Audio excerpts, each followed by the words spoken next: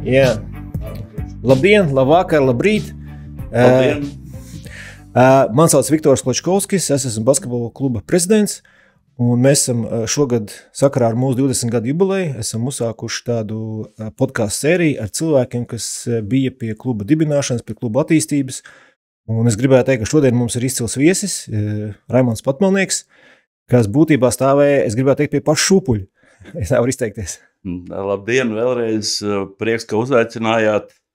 Tā ir lieliski iespēja satikties ar tiem cilvēkiem, ar ko mēs kopā galvu finālā esam visu to veidojuši, organizējuši un darbojušies. Ko mācējuši, to pastāstīšu. Jā, Raimond, mazliet, droši vien, kad tagad tu neesi tik daudz redzams tajā basketbola vidē, bet kā tev ir tā pieredze ar basketbolu? Tu pats spēlēji, kāds ir tavs vēsturiskais mantojums no tā? Ir tā, ka basketbols man ir paticis jau no vidusskolas laikiem, un arī tad, kad Lauksaimniecības akadēmijā studēju, fakultātēs spēlēju basketbolu. Nepārāk varbūt izcili, bet pietiekoši, lai paliktu sirdī šī spēle. Lai gan mans sporta veids ir stendu šaušana, tāpat kā starp citu kompanionam Ivaram Feikneram, kur faktiski man bija tie labākie panākumi sportā. Bet basketbolu tā nopietnāk es sāku darboties tad, kad man dēli izrādīja interesi par šo spēli, un es līdz ar viņiem augu līdzi. Tas nozīmē, ka faktiski tā aktīvākā daļa, kad tu sāki ar basketbolu vairāk aktīvi strādāt, bija tāpēc, ka tie dēli tev bija aktīvi tajā sportā faktiski, jā? Tieši tā, un līdz sāpošai galvai. Ja atceramies tajā laikā jaunas līgā, ja labi spēlē puikas, viņiem bija 2-3 spēles dienā, un tad, kad no tās līdzjūšanas iznāca ārā, tad bija galva kā spainis. Bet tas bija tāds pozitīvs emocijas, pareizi tajā laikā. Protams. Es domāju, ka te plus Valdim Valteram par jaunas līgas izveidošanu, un arī būtībā es gribētu teikt, ka 90. gados Latvijas līmenī Saldus sporta skola kotējās diezgan augstu. Tajā laikā, protams, mums bija arī divas sporta skolas salīdz kopā. Ja tu atceries Brocēnu sporta skolu un Saldus sporta skolu, tad vēl nodibinājās Druvas tur komanda, jā, tad vēl bija Edgars Buļķis un Ilgvars Buļķis, kas operēja kalnos. Līdz ar to tas Saldus novads bija ļoti aktīvs, manuprāt, tajā laikā. Un rezultāti arī bija un spēlētāji izauga tajā laikā. Neapšaubām, tas jau arī ir, ja šodien mums ir tāds status basketbola klubam Saldus, kad viņi ir atpazīstami un viņiem ir spēlētāji labi, tad tas jau ir jāstāsta pagātnē, jo tiešām visur arī bija, šī basketbola vilkme, ja tā var teikt. Ja? Un vienkārši tajā laikā, kad mēs domājam par dibināšanu, satikās īstajā laikā īstie cilvēki. Tā jau bieži gadās. Jā, bet tajā laikā, 90. gados, mums bija, kad ja tu atceries, bija tā pirmā basketbola kluba versija. Bija nevis BK Saldus, bet Saldus BK, kas varbūt nenodzīvoja ļoti tādu veiksmīgu iesākumu, bet tas bija tāds aizdīglis, ka tā komanda ir jāveido. Mums tur bija, attiecīgi, arī pirmajā gadā, man šķiet 95. vai 6. gadā bija komanda, kur arī Nelaids Ivarzankovskis spēlēja un vesela virkni tā laika varbūt pieredzējušo spēlētāju. Un bija čempionu tituls tajā laikā, neatceros, tā bija laikam Latvijas čempionāta 2. divīzija vai kā tas bija. Bet tad daļa no viņiem aizgāja, un tad mēs atkal vēl vienu bronzu izcīnījām, un tur tāds mazāks sastāvs bija Randi Līts, Madara Roga, mani, jā. Bet faktiski tu sāki nevis ar klubu, bet tu sāki ar savu dzimto novadu, respektīvi nevis pagasts tajā laikā, novadnieku pagasts, jā? Novadnieku pagastā, jā, tā bija. Un es atceros, kad paralēli vēl tajā laikā mēs vēl spēlējām kausus, vēl bija Saldus novadā, jā. Un mēs spēlējām zelta rokā, bet tajā laikā tu jau savāci tos interesantus, tos puišus, kas tajā novadā tur bija, un atjaunoja arī vienu no zālēm. Jā, tas es atceros, kā šodien, kad bija tā, kad mēs nedēļas nogalēs satikāmies visi novadnieku pagasta jaunieši un arī ne tik jauni, jo es jau biju tā kā jau precējies un man dēli jau sāk ar sportu nodarboties, tad satikāmies zālē, lai uzspēlētu basketbolu. Un tad es novēroju, kad pušiem ir iekšā, un tā vārds pa vārdam, viņi izteica vēlmi, kad vajadzētu piedalīties tajā laikā rajona čempionātā. Nu, un tad faktiski sākās tā aktivitāte. Viens no tiem, kas bija tas motors, mums bija Mārtiņš Kreceris, viņa brālis, Gats Kreceris arī, un vēl vietējie puiši. Nu, tad mēs sākām ar to, ka faktiski paši saviem spēkiem izremontējam sporta zāli, sakārtojam grozes, nokrāsojam grīdu, lai būtu kur spēlēt. Nu, tā zāle vēl turās šobaldienu novadnieku. Jūs nopirkāt arī grozes, man liekas, jaunas. Jā, mums bija, un tablo nopirkām jaunu, pat cik bija tā vēlme piedalīties rajona čempionātā. Nu, likās, ka varētu sanākt, nu, tad tā arī sākām. Un patiesībā, kā vēlāk izrādījās, diezgan jaudīgs tas sākums bija mums, tā varētu teikt. Tas drusku jaunajai paaudzē, kad kādreiz arī es, kā treneris strādājot ģimnāzijas sporta zālē, mēs katru gadu zāli krāsojām paši saviem spēkiem. Mums bija sponsori, kas iedeva krāsu, arī jūs, jā, teiksim, un sportisti, jā, paši ar rullīšiem līmējām līnijas un krāsojām. Šobrīd, nu, droši vien, ka tas būtu tāds diezgan izaicinošs pasākums, jo es pieļauju, ka bērnu tiesību aizsardzības organizācijas teiksim, būtu pret šādai darbībai, visādas krāsas, smakas un tā tālāk. Bet es pieļauju, ka tu piekritīsi, ka zāle, kurā tu esi pats izkrāsojis, tas ir pavisam kaut kas cits, protams. Un pats par sevi jau tā pašiniciatīva tiem puišiem cepur nost. Nu, tad tu saproti, ka tev ir jāceļās, jāuzņemās kaut kāda atbildība par kaut ko, lai varētu palīdzēt viņiem to attīstīt, jo tas nebūtu godīgi, ja es būtu kaut kādā mērā tur gājis malā vai vēl kaut kā. Tā.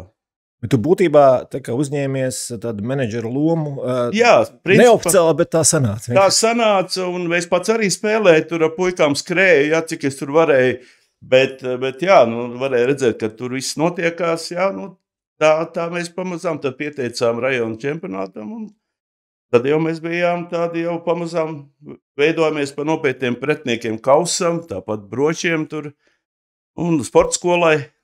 Nu, tajā laikā novadība rajona čempionāts diezgan spēcīgs bija, es uzskatu, jo tur bija diezgan daudz komandas, kā mums arī Elga stāstīja šeit, jā, un komandas skaits bija liels, līmenis bija pietiekami augsts, es teiktu, kad, ja es atceros pats, kā es spēlēju vēl, un nebija tik viegli tur izcīnīt uzvaru. Nu, un jāatzīst, ka arī ažiotāža arī novadība rajona līmenī bija diezgan nopietna. Skatītāji nāca un viss bija.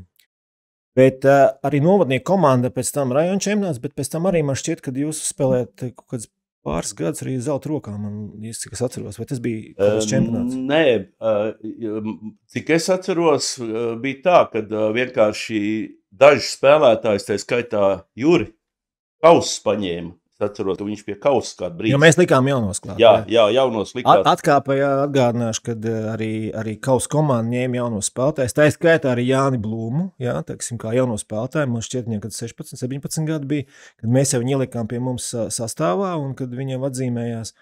Gan vēl virkni bija, Emil Balceris bija, Ēberis bija, jā, un tad mēs ņēmām klāt, jā.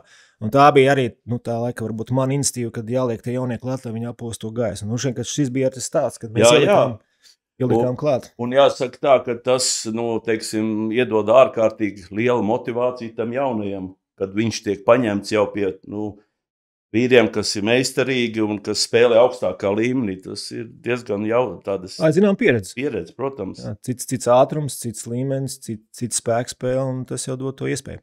Un tad ir tā, kad novadnieku komanda veidojās, un tad vēl bija braucieni uz Vāciju, es atceros. Jā, bija tā, kad mēs vairākos turnīros arī piedalījāmies, tur interesants gājiens bija, mēs aizputējis, neatceros, kā viņi nosauc tas turnīrs, bet, nu, nav tik svarīgi, uzaicināja mūs tur piedalīties, mēs aizbraucam un sāk spēlēt un viss, un diezgan labi iet, un es tā diezgan neprātīgi apsolīju, nu, vīri, ja dabūs pirmo vietu, tad mats uz nulli nodzina.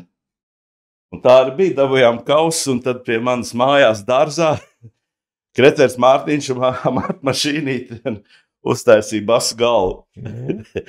Nu, un tad mēs satikāmies ar 47.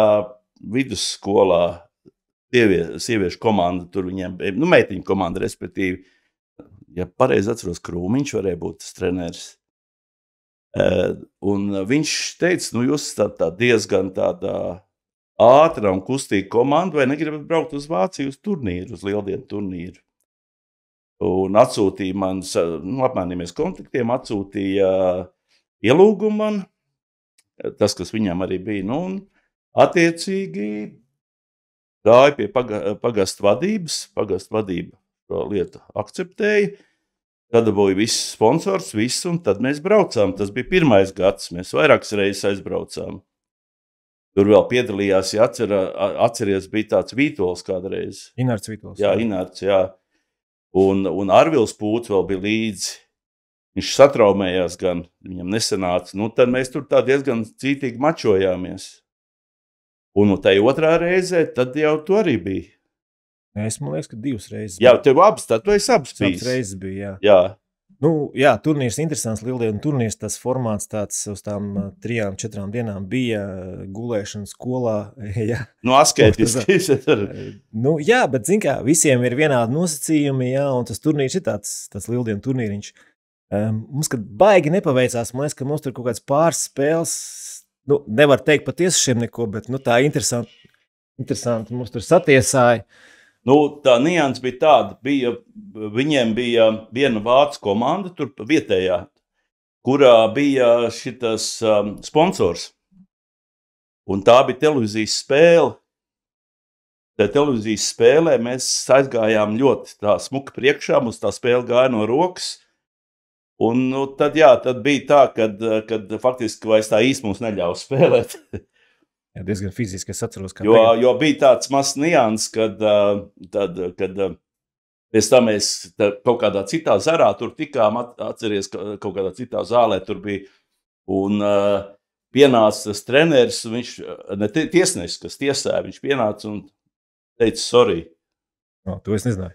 Tas ir tāda nianses, ja, ka tas bija pirmā reize, kad kaut ko tādu tiesnesis, ka viņš pats tik slikti jutās, ja. Ka viņš pateica sorry. Dažkārt ir jāsaprot, ka, lai tās turnīrs notiktu, tai komandai ir jābūt. Jā, viņiem viss balstījās uz to, kā tu sponsoram atbrauc kaut kādu Latviju puikas un ņem un izteš. Jā. Tā. Man šķiet, ka kopumā tomēr mums līdz medaļām neizdevās aizsniegties tajos turnīros, bet... Man liekas, kaut kāda, mēs diezgan labi, katrā ziņā no tā, tur ļoti daudz tās komandas, ka pirmā 10. mēs vai tik abas reizes netikām. Mēs neslikt neizskatījāmies, bet neļāva vai nepaveicās vai neļāva, grūti pateikt, bet neizdevās mums. Varbūt arī toreiz paši, zin kā, tomēr tas leciens jau arī tu zinām mērā nezināmā lēc. Protams, es domāju, ka arī tā starptautiskā pieredze nebija lielākajai daļai. Es teiktu, visiem nebija pieredze. Nevienam, jā, protams. Tur. Tā atskaitiski jau dzīvojam, tur tankštelē frī kartupeļus pa pēdējo naudu tur pirkām. Bet katrā ziņā viss to atcerās ar tādu patīkamām atmiņām. Es atceros to stāstu no šī brauciena, kad mēs braucām ar to 2-stāvīgo neoplānu autobusu, kas bija tāds vecs kā pasaule. Un tur mēs sēdējām, vairākas komandas bija, man liekas, ka kaut kāds 3 komandas. 3 komandas bija, jā. Un braucam tagad un Polijā nakšņojam, un tagad no rīta brauksim tagad tālāk caur to Berlīnu un tā tālāk uz to Ibenbūreni, tas tur pie Holandas robežas, man liekas, tajā pusē. Tagad no rīta braucam, un tie šoferi izdomā, nebrauksim pa to autobānu, bet brauksim tur pa kaut kādu citu robežu pārkāpšanas punktu, tur būs mazāk mašīnas. Un tagad mēs aizbraucam, un tagad tas punkts tāds maziņš, un tie vācieši pilnīgi tādā neizpratnē, ko jūs te vispār braucat, un tagad visu to mūsu autobusu malā, un es atceros, ka tagad viss tās mūsu mantas ārāc ar to televizoru laiž cauri, un vācieši neizpratnē, viņi to neoplānu skatās, un tas tāds, nedomāju, ka viņam, kad 25 gadi tam neoplānam bija. Un viņš saka, kā jūs izgājāt tehnisko apskatu? Mums nav ne amurīšu, ne šitās aptieciņas. Tur tie šoferi trīcējais bailēm, man liekas, tur nākamajā benzīna tā kā šies apirka tur visu. Un tās riepas bija tur nekādas viņiem, zin kā. Un tie vācieši vienkārši pārstāja, kā jūs cilvēks vadat šitādu autobusu. To gan es atceros. Jā, tā ir. Smieklīgs gadījums. Jā, bet tas bija sākums. Tad varēja papriecāties, ka vispār jau mūsu laikā, jau tā var teikt, vispār nekāda iespēja praktiski nebija. Tad jau sākās tomēr. Bija iespējas kaut kāda turnīra, kaut kur. Tagad jau tās iespējas ir ļoti lielas. Interesanti ir atzīmēt, ka arī uz šo turnīru brauc arī Brocēna LMT. Tur ar Štelmacheru priekšgalā, un viņi tur, man liekas, to turnīru arī vinnēja. Iespējams, jā. Un tas nozīmē, ka turnīrs būtībā kā treniņa procesa daļa, vai teiksim, viņš bija diezgan populārs. Tās komandas bija diezgan daudz. Daudz bija komandas. Tur bija no Holandas, ne tikai no viņa jau blakus. Jā, tur aktīvs viņš bija. Jā. Tas bija interesanti. Tā bija interesanta pieredze. Domāju, ka arī tiem džekiem, kas novadnieka tā, tas bija tāds, viņš bija gan sportisks, gan arī tāds nedaudz izklaides brauciens. Bet... Jā, viņš ir izklaides brauciens, bet arī otra lieta, kad tas iedeva daudziem puišiem tādu pārliecību, ka viņi var. Tā kā bija labi, un jāsaka, tā kā tu jau arī tomēr pieredzes pagātnes saspēlnieks, tu jau to komandu arī, palīdzēji savākt ļoti labi. Es centos, bet arī man tā starptautiskā pieredze nebija. Arī man viņa bija švaka, jā, teiksim, tādā līmenī es arī nebija spēlējis, bet tas bija interesanti, tāpēc, ka tie petnieki bija nezināmi, un tā spēle bija savādākā, tā kā viss bija interesanti. Jā, un tad faktiski pēc tam nākušais solis jau bija būtībā olimpiāde. Jā, tur bija tā, kad man pazvanīja Elga. Viņa saka, ko tu teiktu, ja mēs uz novadnieku komandas bāzi taisītu izlasi priekš olimpiādes sauc izlasi. Es, protams, piekrītu. Un viņi teica, ka tā doma, ka treneris varētu būt Madars, likās ļoti viss kārtībā. Tad mēs tur visi kopā sākām veidot to lietu. Savā iespēju robežā savāc visus labākos, ko varēja tajā brīdī. Bet atsaucība, man liekas, tajā brīdī bija ļoti laba. Tāpēc, kad... Par saldu vienmēr, puiši vienmēr ir gribējuši par saldu kapāties, tur nav jautājumu. Jā, jo tad... Es taču zinu, kā arī tur Juri laida un nelaida arī, tad Juris bija jau Rīgā. Jā. Tur jau bija jautājums par Juri, par Salvi, Juris Patmalnieks, par Salvi Mētru, par Jāni Blūmu, Inards Vītols bija, Jānis Grots Liepājā spēlē. Jā. Tur tas sastāvs beigās bija tāds diezgan jaudīgs. Jaudīgs bija viss, un visi jau pamatā, viss, kas varēja, tie piedalījās. Nebija tādi, kas kā saka, atteiktos vai kaut kādu iemeslu pēc. Tad jau pamazām, kā saka, tie pārsteigumi tur bija, kad jau Liepāja toreiz vinējām. Tur jau bija ne tikai fināls, kurā mēs izcīnījām tās medaļas, bet tur jau bija tās priekšsacīgas. Tur jau bija tas viss tā sals. Jo faktiski, ja kāds neatcerās vai nezina, tad Latvijas olimpiādē spēlēja tā, kad bija priekšsacīgas, bet fināla posmie, fināla olimpiāda bija faktiski tikai četrnieks. Tev bija jātiek četrniekā, un būtībā tad jau faktiski tu jau cīnies medaļām. Bet, lai tiktu tur, tad bija tā menedžēšana, ka bija jāsavās tas sastāvs, lai uz tām atlases spēlēm dabūtu maksimāli lielāko sastāvu. Un tur jau bija tā spēle, kuru laiž, kuru nelaiž, pretiniekiem laiž, tur mums nelaiž. Es atceros, tur bija ļoti daudz diskusijas. Un, protams, tās profesionālās komandas, kas tas bija, viņas nebija baigi priecīgās, kad bija jāsūta tie spēlētāji uz novadu kaut kādu izlases. Tomēr risks, zināms, pastāv traumēties un... Protams, bet skaidrs bija tas, ka tie spēlētāji vēlējās tur piedalīties. Viņi gribēja. Protams. Un tas bija fakts. Bet, tas atlases iets tikā iziets, un diezgan mēs, lielākais, ko mēs vinējām Liepājā. Liepāja vinēja un Liepājā. Tas bija būtiski, jo tad jau mēs tikām finālā. Nedušiem, ka pirmā kārta Ventspilī. Pirmā, jā. Pirmā Ventspilī, un tad otrajā jau faktiski Daugavpili negāja viegli. Es atceros, tā spēle bija diezgan viegli. Bet, beigās kaut kā mēs viņus nolauzām. Jā, tā bija tieši tā. Lai gan arī Ventspili pamaitāja nervus, es atceros, kā Gatis Kreceris stina ārā Buškevics tajā laikā. Šeit, kad arī viņi neuztvēra to mūsu komandu super nopietni. Viņi nenovērtēja. Gan jau šos mēs paņemsim, bet, tā ir tā vieta, ja tā viena spēle var izšķirt ļoti daudz, tur var paveikties, var iekrist kaut kas, tur viss kas var notikties. Bet tas bija tāds, man šķiet, tas bija tas dzinulis, jeb tas triggers, kas, pavēr to ideju, kad vajadzētu to klubu dibināt. Tas, starp citu, Elga, mēs kaut kā tur trietā bijām, arī kā reiz Madars Elga bija, un tad viņi teica, ka jādabina klubs ir. Viss, kas tur riņķi, ne jau mēs tikai, kā saka, tur visi jau turpat bija, jā, bet, jā, un tad faktiski tad arī tas bija tas iedīglis, kad, teiksim, šis panākums, kad tomēr, kad Saldas puiši var, jā, tad. Varbūt šis ir tas piemērs, kad kaut kādu panākumu mēs spējām transformēt kaut kādā rezultātā. Dažkārt ir tā, ka mums ir medaļas, bet pēc tam tas viss kaut kā arī apsīkst. Šeit gadījumā jūs, Elga, Madars, kas vēl bija klāt pie tās dibināšanas? Tu atceries, kas bija tie aktīvākie, neaktīvākie, varbūt tās, bet kas piedalījās? Faktiski jau tajā procesā bija tātad Elga, Madars, Ivars, no sporta skolas bija Māra Zusts, tagad mūsu vadonis, kā saka, un tu jau arī turpat grozījies. Es mazāk biju, es jau tad, kā spēlētājs biju, es tur tā kā pa maliņu vairāk, jo es tajā dibināšanas procesā tur baigi nepiedalījos vēl. Tie pamatā bija tie cilvēki, kas, varbūt bet es domāju, ka, pamatā šī kompānija arī bija tie, kas. Būtībā tur jau bija tāda situācija, ka bija pilsētas doma, bija rajona padoma. Jā. Un sākotnēji tas dalībnieks bija rajona padoma. Tu nevis pilsētu. Un līdz ar to tad tikai pēc tam, attiecīgi, kad transformējās, apvienoja novadu ar pilsētu, rajonu ar pilsētu, tad ir novads, kā tagad es aizmirsu, kā pareizi ir. Tad, attiecīgi, pilsēta kļuva par īpašu. Jā, un tad viens plus bija, tad mums bija 2 sponsori. Jā. Pilsēta un rajona padome. Jā, sponsori, protams, ka mums bija vajadzīgi. Bet kā tu atceries to laiku, to sākumu? Jo sākotnēji tu jau nebija prezidents, tu biji tā kā valsts priekšsēdētājs. Tas bija valsts priekšsēdētājs, jā, prezidents bija Ivars. Jā, Ivars bija pirmais prezidents, teiksim, mūsu seja. Jā. Kā tu atceries, kā gāja ar tiem sponsoru meklējumiem? Faktiski tā, kad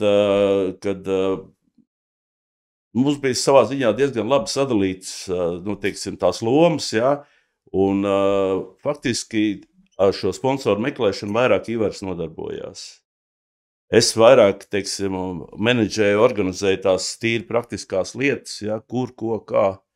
Kur jābrauc, kur jādabū autobus, kur vēl kaut kas, jā, bet tā tīri pa finansējumu lietām. Protams, ka tāpat tās brauc, jā, gan uz ceļinieku būts ir un vēl uzrunāt, bet teiksim, to pamatu ieguldījumu, es gribētu teikt, ka tas bija Ivars, kas, protams, arī Elga, jā, un Māra Zusts neapšaubām arī, jā.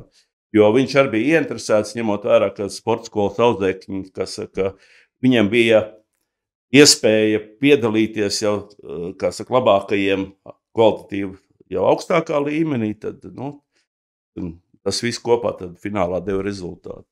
Bet kā tu atceries, tad bija vieglāk, kā gāja, teiksim, tie pirmie gadi, un droši vien, ka tā eiforija, kas bija uz tā fonda, droši vien, kad viss tā priecīgāk, mēs varētu palīdzēt, bet tā ikdiena jau pēc tam sākās tad bišķi smagāk. Jā. Pašā startā bija ok, es biju aizbraucis uz finansu ministriju, mēs jau dabūjām klubam to patiesā labuma guvēja statusu. Jā, un līdz ar to, teiksim, visi bija ieinteresēti tādā veidā, teiksim, atbalstīt vairāk un ieguldīt naudu šajā lietā, jo tad bija kaut kāda jēga, jā. Bet, pēc kaut kāda laiciņu viņi arī automātiski visiem, ne jau tikai mums, bet visiem faktiski noņēma nost, un tad tas jau bija rajona padomas ir pilsētas kompetencija. Kā tev šķiet tas lēmums, tomēr valdības lēmums, ka tomēr to biedrību status, ka noņēma nost, tas tomēr tavuprāt ļoti ietekmēja, vai tas? Zināmā mērā ietekmēja, bet es domāju, ka viss tas, kas attīstījies, tas patiesībā šo gadu garumā nemaz nav vieglāk padarījis visu finansējumu piesaisti. Manuprāt, vien sīkstāk iet. Es domāju, ka es to laiku pieredzēju tieši, kad noņēmu to iespēju, jā, un bija ļoti, ja iepriekš, teiksim, tas bija drusku vieglāk, tad pēc tā bija ļoti grūti pārliecināt, jo, pazuda tā interese, jā, ka tiem varbūt, kas tiešām nebija super atbalstītāji basketbolam, jā, kad viņi pazaudēt varbūt to interesi, ja man tur daļa jāmaksā, tāpat tās ir peļņas nodokļu veidā, jā, es iedošu šiem pušiem, viņi man patīk, viņi te novadā darbojās. Un pēc tam tā interese drusku apsīka, un tas bija jūtams. Bet, es domāju, tas palīdzētu tīpaši tādos novados, tur, kur ir mazāk tie klubi. Protams, neapšaubām, un arī otra lieta, tu jau esi saplānojis budžetu, tu zini aptuveni, teiksim, viens tev solīs, otrs solīs, trešais solīs, tu saskaiti kopā, kaut kā tos galus mēs varēsim savilkt, jā. Vienā brīdī viens jau pasaka, zini, es tev nevarēšu iedot. Raimond, es tev gribu uzdot jautājumu. Es arī to darīju vairāk kā 10 gadus. Kā tev bija? Es nevienu gadu no solījumiem neesmu saņēmis 100% tas, ko viss solīja. Tā arī bija. Nē, to jau arī var saprast. Dzīve ir mainīga lieta. Ja? Viss, kas notiekās, un es arī absolūti nevienam negrasos pārmest, ka tas tieši tā ir bijis. Ja?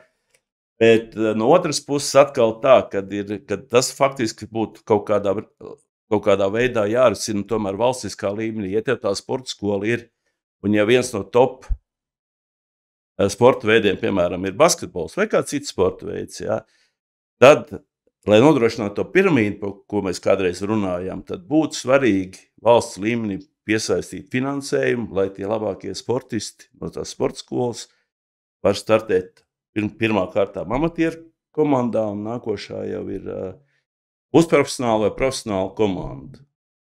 Tad tā sistēma būtu sakārtot nevis no gada uz gadu, mēs sākam no nulles. To mēs redzam varbūt arī tādā valstiskā līmenī. Tieši tā. Mēs esam nonākuši tur, ka mēs spēlējam kopā ar Igauniem. Nevis mums ir nacionālais čempionāts, mēs esam nonākuši tur, ka mūsu klubu budžeti ir, līdzinot ar tiem pašiem dienvidu kaimiņiem. Es gribētu teikt, ka mūsu labākais, spēcīgākais klubs pat nebūtu top 3 tur, un tūtam, un teiksim, tas vienkārši parāda tikai to, ka, skaidrs, kad mēs investējam, vai mēs atbalstam to basketbolu stipri mazāk. Iespējams, ka mums varbūt tās to sporta veidu, top sporta veidi ir vairāk, nekā varbūt Lietuvā. Hokejs tur topā, un mums ir vēl virkni visādi sporta veidi. Bet, es domāju, man piekritīs, ka ja valsts, finansējuma modelis būtu uztaisīts tā, ka tiem uzņēmējiem būtu izdevīgi arī investēt tajā sportā, tas ir viņa peļņa, un viņš vēlētos ar to dalīties. Un atvieglot viņam to respektīvi to birokrātisko daļu. Ja? Es domāju, ka mēs iegūtu stipri lielāku. Neapšaubām. Otra lieta, tas jau ir, jēgpilni būtu tad, ja teiksim, tā ir sports, kad tie bērni iziet cauri sporta skolai, lai viņiem būtu, ja viņš ir tik talantīgs un tik spējīgs, būtu tālāk attīstība. Ja? Bet lielākā daļa jau faktiski pēc sporta skolas beidz. Un mēs nezinām, cik daudz no čempioniem beidz vēl labi nesākuši. Jā, tas ir fakts. Tā kā te ir tā problēma, un tāpēc ir svarīgi, kad ir piramīda un kad tie labākie audzēkņi, viņiem ir iespēja attīstīties, augt, un tad arī tas basketbola tirgus sāk darboties, jo finālā, sporta skola ir izaudzinājusi vienu kārtīgu talantu, un viņš ir šajā sistēmā iekšā, tad jebkura cita sistēma, kas gribēs viņu nopirkt, būs gatava, tirgoties. Tur jau kaut kāda priekšnoteikuma bija, un bija mēģinājumi taisīt arī jaunas līgas draftu, un attiecīgi arī tur finansēt to visu un atbalstīt tās sporta skolas, kurā viņš ir izauguši. Bet šeit ir tas jautājums, atgriežamies pie tā, kāda bija tava vīzija, tā basketbola klubu loma, tajā Saules novadā. Tu redzēji tas kā piramīdas virsotni, kur tu redzēji tos griestus basketbola klubam? Kur mums bija jābūt? Vai mums bija jābūt kaut kur augstāk, vai mums bija jābūt varbūt zemāk? Es domāju, ka savā laikā mēs sasniedzām tur, kur mums būtu jābūt arī tagad. Tā pirmā līga. Un manā ieskatā, ja tā paškritiski pavērtē, visticamāk mēs visi kopā, es negribētu kādam atsevišķi, bet visi kopā neizdarījām varbūt visu, ko varējām darīt, lai tur būtu. Jo es teicu, kaut vai mēs jau pirms ieraksta jau drusku pieskārāmies, kad pa tālmācības augstskolu, pa vēl dažādām lietām, lai tie jaunieši, kas saka, būtu interesēti palikt un lai viņiem būtu ko darīt. Gala finālā arī tie, kas jau beiguši skolu, lai viņiem te būtu šeit iespēja kaut ko strādāt, ja tas ir pusprofesionāls klubs. Nu, tā kā tāds nianses, jo tajā laikā mums bija tiešām talantīgi puiši, ja, nu, tu pats atceries. Ja tur bija virkne, bet nevar jau teikt tā, ka mēs to lomu kaut kā neizveidojām. Mēs arī tam novada basketbola attīstībai vai arī attiecīgi arī infrastruktūras attīstībai ieviesām. Nu, droši vien, ka tu vari arī atcerēties, kad mēs vinnējām tur Latvijas basketbola amatieru līgu un Latvijas arī amatieru. Kā tur tāds līgas saucās aizmirst, bet... Tur divas tās amatieru otrā un pirmā reāli. Nu tā. Tad mēs nokļuvām tajā LBL2. LBL2, jā. Un tad bija arī problēmas. Sākās, jo patiesībā tajā brīdī mēs spēlējām Saules pirmās vidusskolas, jeb ģimnāzijas zālē, nu, kas īsti neatbilda tur tiem nosacījumiem. Un, ko tad darījām? Es atceros, ka tad bija jautājums, Saules sportams vēl nebija uzcelts, jā, tad vēl nebija. Mums bija vecā zāle, kas bija vecais sportnams, jā, kas arī nekam neatbilda. Un tad bija jautājums, ko tagad darīt? Nu, bija tā, kad viens no nosacījumiem, cik es atceros, bija 500 skatītāji zālē vajadzēja būt, un vajadzēja būt pēc laukuma izmēriem, teiksim, atbilstošam laukumam, kā saka, visām zonām, kas ir tā kā aiz laukuma. Un faktiski vienīgā vieta, kur varēja to visu izdarīt, tā bija tehnikuma zāle, kur atbildi izmēri, bet viņa nebija gluži tādā stāvoklī, bet mēs diskutējām ar Garozes kungu, tā laika direktoru, mēģinājām atrast risinājumu, un finālā atradām risinājumu ar to slaveno Kanādas grīdu, ko šeit televīzijā piemin. Viņi ir, es nezinu, kur viņi pēc tam, vai viņi vēl ir.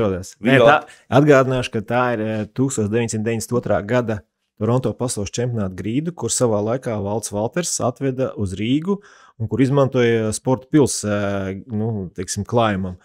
Un grīda bija ļoti kvalitīva, bet kaut kādā brīdī, ja es zinu, tad sporta pili nojauc. Grīda palika Brocēnos noliktavā. Un tajā laikā Juris jau trenējās pie Valda Valtera arī, un kaut kā vārds pa vārdam, tā kā viņš teica, ka ir tāda grīda, un tad tas bija stimuls, ka mēs ātri norientējāmies un to grīdu atveda šeit uz tehnikuma zāli un uzstādīja. Ka mums bija brīnišķīga zāle, super vienkārši. Grozi bija divi, jā, teiksim, respektīvi nebija nolaižamie, bet bija, teiksim, standarta FIBA grozi. Man šķiet, ka vēl nomainījāt lampas tajā zālē, man liekas, uz tā visa vēl iespējams, jā, vispār, ja tu saki tā apgaismojums nebija pietiekams.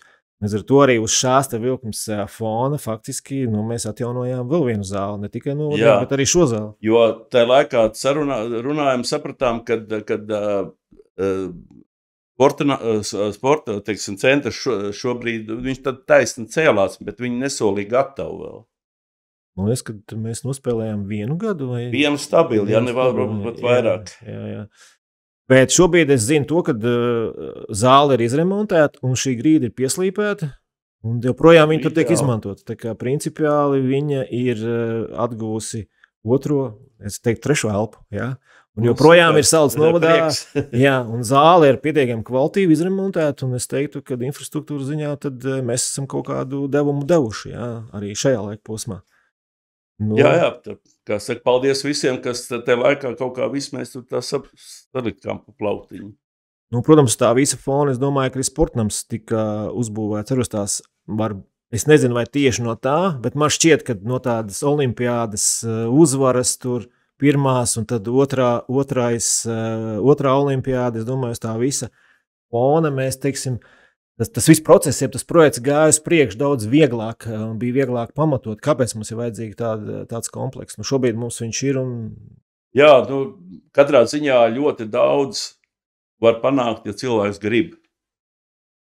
Un es atceros kaut vai tādu epizodi, kas man diezgan spilgtā atmiņā, diezgan daudz no tā brīža komandas studēja. Līdz ar to mums regulāri treniņi bija. Arī Rīgā mums bija tenis centrā, šitā te Ķīpsalā, bija zāle, mēs, ka tur bija. Un čaļi brauca gan no Saldus uz turieni, gan arī otrādāk, brauca treniņiem šeit, jā. Un es tā domāju, un pa naktīm tas beigās pēc treniņa, es saku, 12. braukt mājās no pilna mašīnas, vedu mājās viņas. Tā tur bija. Tie bija tādi laiki, jā, kad vajadzēja nomenedžēt tos studentus, kas studēja, kas kaut kur vēl strādāja Rīgā, un spēles notika Saldū, treniņi Rīgā, treniņi Saldū. Tas bija tāds izaicinošs un laiks, jā.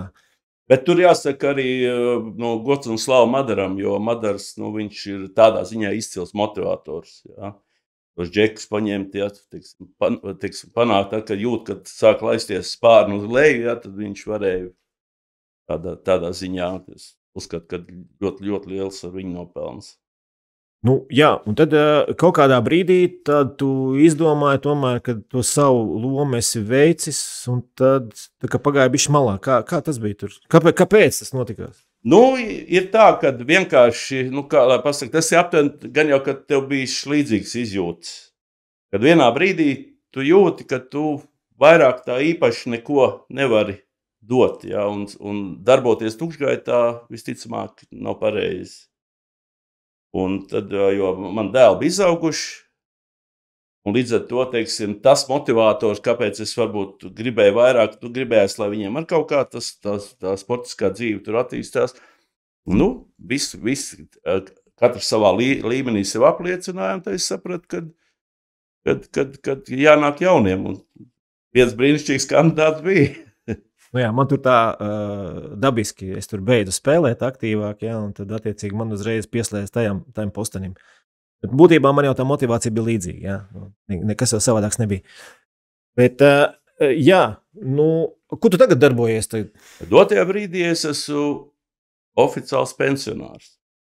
Jau, tiešām? Tiešām, jau. Tas laiks ir tā paskrējis, jā. Es jau kādu brītiņu esmu pensionārs. Man bija bizness, pēc tam es strādāju biogāzes stacijā pa vadītāju Pampāļos. Pēc tam, kad tur pabeidz darbiņas, tad aizgāju pensijā īsti pēc tam. Tagad tu baudi garu atvaļinājumu, jā? Jā, šad tad nodarbojos ar saviem hobijiem, padziedu. Steinu šaušana?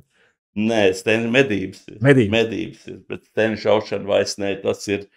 Lai gan ir tā, kad jūt izšauts čaulīts smaržu, tad tāds dīvains satraukums. Bet tu joprojām arī muzicē? Muzicē arī vēl, jā. Tā darbojos. Jādzīvo aktīvi, kamēr var. Grupai saglabājusies visus? Mēs dažādās kombinācijās, bet darbojos, jā. Tādā veidā. Es gribētu teikt, ka talantīgi cilvēki ir talantīgi visā, jā. Tad, jo dažādāks ir hobiji, kā Raimonda piemērā, tas nozīmē, ka var būt laimīgs, darot kaut kādas lietas, kas ir absolūti nesaistītas patiesībā. Jā, tā ir. Lai tik visam laiks pietiek. Ko tu gribētu varbūt tās nobeigumā mūsu sarunas tā gribētu tā nobeigt, varbūt tās, ko tu gribētu novēlēt klubam, jā? Varbūt tās, kad ne tikai tur labu nākotni, bet kā tev liekas, teiksim, tāds īstermiņa, ilgtermiņa, kā tu redzētu, kā mums vajadzētu tavuprāt attīstīties? Es domāju, jebkurš laiks, viņš kaut ko ienes, un kaut ko aiznes. Un jebkurā laikā vienmēr ir kaut kādas iespējas attīstīties un būt labākiem, nekā mēs esam šodien, rīt būt labākiem. Un es novēlu atrast šīs iespējas, lai arī tad, kad liekas sarežģīti un grūti, lai var iet uz priekšu, attīstīties un būt rezultātu savam darbam. Un novēlu, lai satiekās tie cilvēki komandā, jo viens to neko nevar izdarīt, tur tikai komanda var izdarīt, ja, tad, kas to visu spēj, to rezultātu tālāk. Tā kaut kā. Paldies, Raimond. Paldies, ka atnāc. Turam buru. Paldies.